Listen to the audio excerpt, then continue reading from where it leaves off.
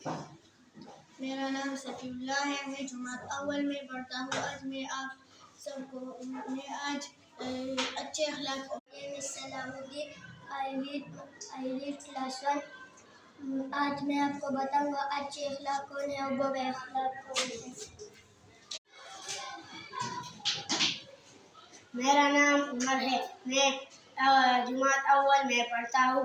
मैं आज आपको बताऊंगा अच्छे अखलाक कौन है। मेरा नाम सुमामा है। मैं अव्वल जमात में पढ़ती हूँ। आज मैं जमात अव्वल में पढ़ती हूँ। आज मैं आपको बुरे अखलाक और अच्छे अखलाक में पढ़ती